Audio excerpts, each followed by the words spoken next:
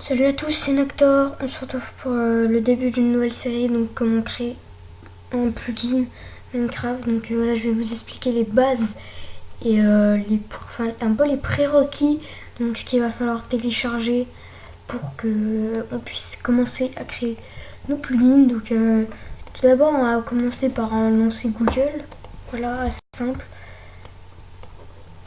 Voilà, et ensuite on va aller, tous ces liens seront bien sûr en description, et on va aller télécharger Eclipse, donc, qui est assez important. Donc voilà, vous allez vous rendre sur ce lien, et puis vous allez télécharger Eclipse IDE for Java EE Developer, donc 64 bits, puisque moi je suis un 64 bits, si vous êtes en 32 bits, choisissez 32 bits, puis download, voilà, tout simplement. Ensuite, là il va se télécharger. Ensuite, une fois qu'il sera téléchargé, vous le mettez sur votre bureau, vous l'extrayez, et puis ça vous donnera ce fichier là. Donc moi du coup je vais l'annuler. Donc ça vous donnera ceci, un fichier Eclipse, voilà, quand vous allez l'extraire. Du coup ensuite on va aller prendre l'autre lien, donc on va aller télécharger JDK, donc Java Development Kit, donc qui va servir à créer le code Java en fait, qui va servir à le mettre en place, parce que le code Java, nous on va l'écrire et puis lui il va le transformer en caractère spécial en fait. Du coup là, moi x86, souvent les gens ils pensent que c'est au-dessus de 64 bits, mais personne n'a de système d'exploitation x86, donc x86 c'est 32 bits, ne vous trompez pas, et x64 c'est 64 bits. Donc moi par exemple je suis 64, et vous cliquez bien sur accepter ici, puis vous faites télécharger. Ensuite vous faites l'installation basique, donc moi je l'ai déjà, donc on s'en fiche un petit peu. Ensuite on va aller télécharger Java, donc qui est assez important. Voilà, donc vous allez sur le lien en description Java, vous faites télécharger gratuit, accepter et lancer le téléchargement. Là il va aller assez vite, donc moi j'ai pareil, je l'ai déjà. Après vous faites l'installation basique, et là on va télécharger l'API, donc l'API qu'on va mettre dans notre plugin pour pouvoir le faire en fait, pour que ce soit un plugin Minecraft. Donc là par exemple, là vous avez plein de versions, vous choisissez la version que vous voulez. Donc par exemple vous pouvez choisir 1.8, voilà, donc download. Mais moi je vais faire ça en 1.12.2 pour être vraiment dans les nouveautés en fait. Donc là vous descendez un petit peu, vous cliquez juste ici et puis il va vous le télécharger. Donc ensuite ce que je vous conseille de faire, c'est de créer un nouveau dossier sur votre bureau que vous allez appeler développement. Développement, voilà, comme ceci. Ensuite dans le développement, ce que je vous conseille, c'est de mettre Eclipse, à la fois Eclipse, puis un autre dossier qui va s'appeler API, et un autre dossier, donc là où sera contenu vos différents projets, donc que moi je vais appeler Workspace.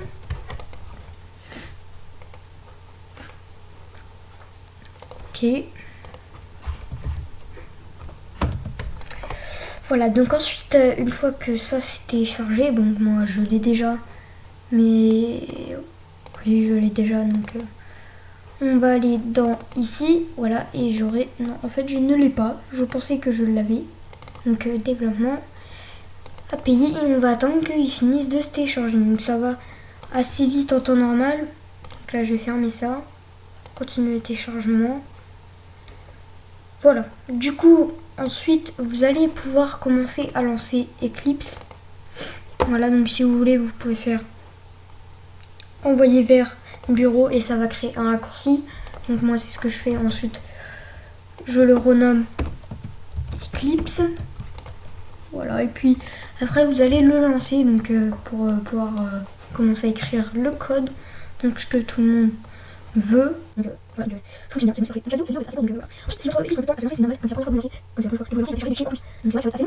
Mais une fois que vous l'aurez, vous l'aurez.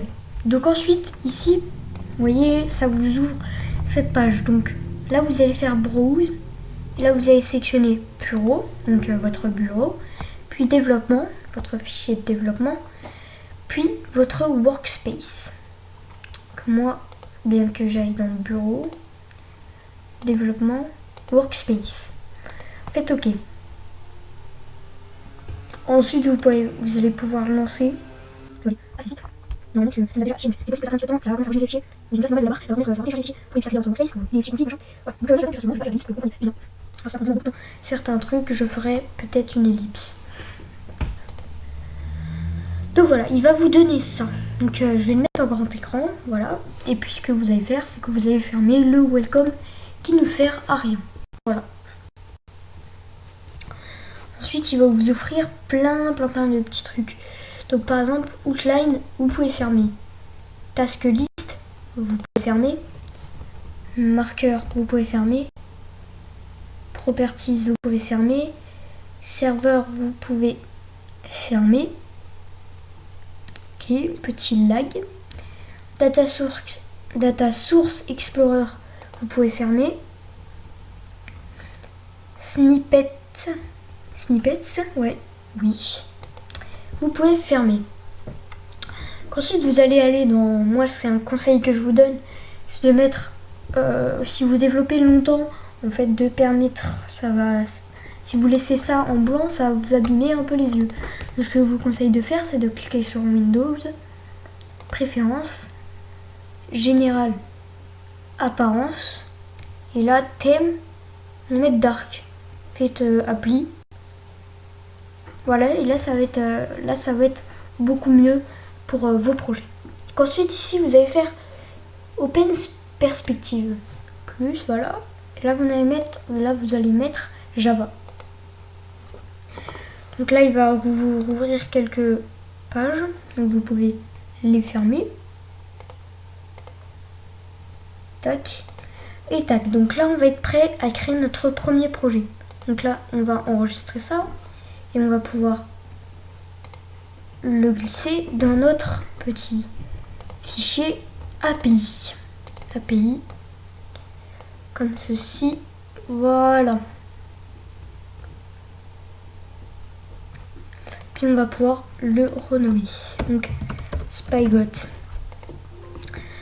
Donc voilà. Ensuite, ce qu'on va pouvoir faire, c'est créer un serveur de test en fait où on va tester nos plugins qu'on créera. Donc là, on va créer un nouveau dossier dans notre dossier développement qui va s'appeler serveur. Donc dans ce serveur, vous allez mettre Spygot. Donc là, copier, développement, serveur et coller. Donc moi, j'utilise CTRL V, mais vous pouvez faire clic droit, coller. Voilà. Ensuite, vous allez faire un nouveau document texte. Donc dans ce document texte, on s'en fout du nom. Vous allez mettre cette petite ligne, ces 3 petites lignes, voilà, à l'intérieur. Donc ils seront bien en description. Et ici dans spygot.jar, vous allez mettre le nom de votre Spygot dans le fichier. Là, Spygot. Donc c'est bon. .jar, mettez pas un .bat ni rien, c'est bien .jar puisque son extension c'est un jar file. Ensuite, de faire fichier, enregistrer sous. Là, vous allez mettre tous les fichiers et vous allez mettre un nom. Donc, vous pouvez mettre run. Là, vous mettez run ou start. Et puis, vous allez rajouter l'extension qui sera un .bat, très important. Si vous mettez un .text, ça ne va pas marcher. C'est bien un .bat. Voilà, encodage ainsi, donc normalement ainsi, normalement c'est bon. Type tous les fichiers, très important. Et là, vous faites enregistrer. Donc, une fois que vous avez enregistré ce nouveau document texte, vous pouvez le supprimer. Et là, un start est apparu. Donc peut-être que vous avez le .bat à la fin. Donc là, c'est un fichier de commande, comme il est indiqué. On va pouvoir le lancer. Donc là, je sais pas ce qui se passe. Server will start in 15 secondes. J'ai pas trop compris. Bon, du coup, on va faire... Ok. Donc là, il va se start normalement. Petit bug. je sais pas pourquoi. Que j'essaierai de vous mettre la bonne ligne, peut-être que moi j'ai fait une erreur. Donc là il va vous stopper le serveur automatiquement et il va vous demander d'accepter le ELA. Donc le ELA c'est très simple. Vous allez dans votre fichier et là quelques fichiers seront apparus. Vous allez ouvrir ELA. Donc là il y aura ELA égale false. Donc là vous allez mettre true. Donc ELA égale true. Voilà. True. Voilà, vous allez remplacer le false par true. T-R-U-E. Ensuite, vous allez pouvoir enregistrer. Donc moi, j'utilise CTRL S, donc les touches CTRL S, ou alors fichier enregistrer et vous fermez. Du coup, là, on va pouvoir relancer le serveur. Donc là, moi, je sais pas pourquoi il me fait ça. J'essaierai de régler ce problème pour la prochaine vidéo. Donc, du coup, ici, ce fichier, on a fini, on a tout fait ce qu'il fallait. Donc là, on va attendre que le serveur se lance. Donc il devrait se lancer dans pas si longtemps que ça. Voilà, loading libraries, please wait. Donc là, ça veut dire qu'il est en train de se lancer. Et vous voyez qu'il est en train de nous générer des fichiers. Donc là, si ça reste sur loading libraries, please wait, vous appuyez sur une touche et il va se mettre automatiquement. Voilà, c'est quelques petits bugs graphisme. C'est rien du tout. Donc là ensuite on va attendre qu'il génère la map, donc ça va assez vite, donc ça peut prendre du temps, ça dépend des PC. Donc moi ça va potentiellement vite. Donc là on va attendre qu'il se finisse, il n'y a pas besoin d'ellipse parce que je sais qu'il est bientôt terminé. Voilà, level 2. Et là une fois qu'il vous met for help, type help or point d'interrogation, vous allez écrire stop dans la console. Là il va faire il va vous mettre stopping server, saving. Voilà, pour sauvegarder les mondes, les players, et de stopper le serveur. Donc une fois que vous avez stoppé le serveur, on va pouvoir faire une petite config. Donc là on va lancer le serveur .properties. Moi voilà, c'est ça, mais je vous conseille d'installer Notepad++. Moi je ne l'ai pas encore installé. Donc ça, générateur setting, je sais pas ce que c'est. Hop, permission, je sais pas. Ça, allo nether, ça c'est si vous voulez le nether. Donc moi, je veux pas le nether. On s'en fiche. Donc ça, c'est le nom du monde dans le fichier. Donc world, ici. Moi, je vais laisser world. Enable query, je sais pas ce que c'est. Ça, je sais pas ce que c'est. Donc ça, c'est le port. Donc on change pas. Ça dépend si vous payez un serveur. Normalement tout sera prêt. Force game mode, je sais pas ce que c'est. Serveur IP, on s'en fout. Max, puisque c'est un serveur local, donc voilà. Max build height, donc ça c'est la hauteur maximale où on peut construire, donc 256.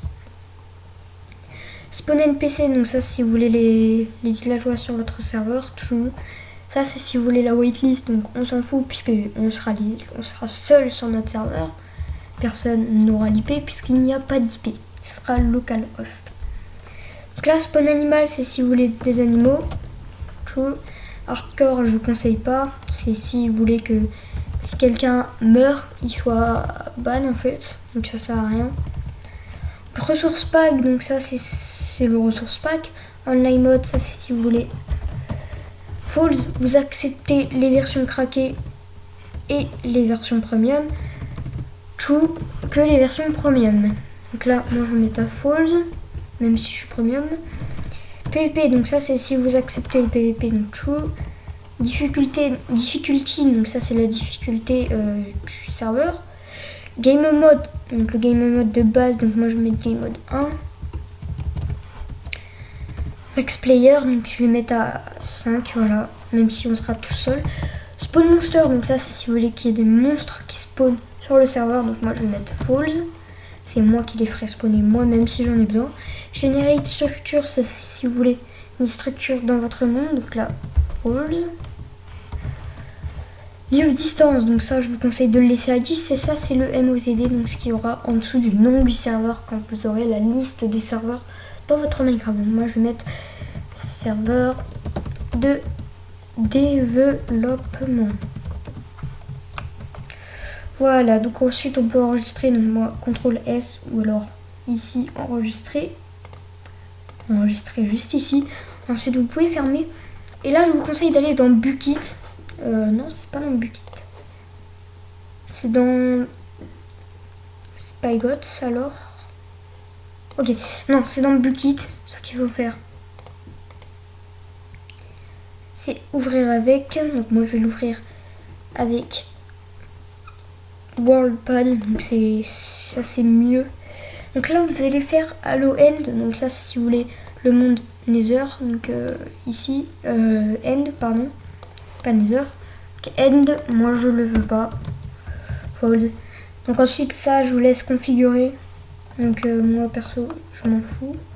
Shutdown mais ça, donc ça c'est quand le serveur se stoppe, donc ça on s'en fout. Ensuite on va pouvoir fermer ça, fermer internet et créer notre premier projet. Ok. Donc là, pourquoi je vous montre ça et pas dans le prochain épisode? Parce qu'à chaque fois que je débuterai un épisode, ça commencera avec déjà le Java Project créé. Donc là, vous allez faire File, New, Java Project. Donc s'il n'est pas là, vous faites Other et là, Java Project. Excusez-moi. Donc là, vous allez faire Next. Donc là, il va vous faire New Java Project. Donc c'est pareil que si vous faites clic droit, New Java Project. Donc là, vous allez donner un nom à votre projet, à votre plugin si vous préférez. Donc là, moi, je vais l'appeler Tuto. Donc là on va faire finish. Donc là bien sûr Java SE 1.8. Donc ça c'est bien. Ça c'est pas la version de votre Minecraft mais la version de votre JDK. Donc, Java Development Kit que je vous ai demandé de télécharger. Donc ensuite on va pouvoir importer notre API. Donc là vous allez faire clic droit, Properties, Java Build Path, Libraries, Add External Jar, donc j'espère que vous suivez bien. Bureau, développement, API, Spygot, ouvrir, Apply and Close. Ensuite là, on va créer un fichier qui va servir de lancer le plugin, qui va être chargé quand le plugin va s'allumer. Donc plugin.yrml, ça on s'en fout si vous ouvrez une page. Ça, ok. Donc là, plugin.yrml, on va le glisser sur la droite. Donc vous sélectionnez et vous glissez. Voilà. Ensuite, on va mettre plusieurs renseignements. Donc là, vous allez mettre name 2 points et là espace, donc espace le nom du plugin. Donc moi ça va être tuto. Ensuite la version. Donc là vous mettez version 2 points. C'est pas la version du Minecraft. C'est pas important si vous voulez. Vous mettez 1.12. Vous pouvez mettre la version de votre Minecraft, mais c'est bien la version du plugin. Donc par exemple, ça peut être 1.0.0. Auteur, donc ça c'est celui qui l'a fait, donc votre pseudo, votre nom, votre prénom. Donc moi c'est Nactor. Acté, voilà. Et le main qui est très important, donc je vous conseille de suivre. Donc là vous allez mettre votre nationalité, donc si vous êtes belge vous mettez BE. Si vous êtes anglais, vous mettez EN. Si vous êtes français, vous mettez FR. Donc là, moi, je suis français, donc je vais mettre FR. Point votre pseudo ou votre prénom, votre guild, votre team. Voilà. Point NAC. Donc moi, un acteur, en gros. Point le nom du plugin. Donc moi, ça va être tuto. Point main. Enfin, point la classe principale. Donc ça peut être tuto, la classe principale. Mais moi j'ai l'habitude de mettre main, donc c'est ce que je vous conseille. Ce sera beaucoup plus facile à se repérer dans le futur. CTRL C, voilà, vous allez copier ça. Ça, vous pouvez enregistrer. Ensuite, vous allez cliquer sur le SRC et créer une nouvelle classe directement. Ensuite, là, vous allez faire CTRL V et il va automatiquement vous créer le package. Name main et il va créer le package automatiquement. Vous faites finish tout simplement. Pas très compliqué. Là, il veut vous charger la page. Donc ensuite, là, vous allez pouvoir l'extend en Java plugin. Donc ça pour dire que c'est bien un plugin. Donc, extend Java plugin. Voilà. Ensuite, vous appuyez sur CTRL Shift O ou alors vous passez la souris, vous faites importer. Moi j'appuie sur CTRL SHIFT O. Et puis là on va pouvoir commencer à créer un on enable. Donc c'est quand le plugin va s'allumer.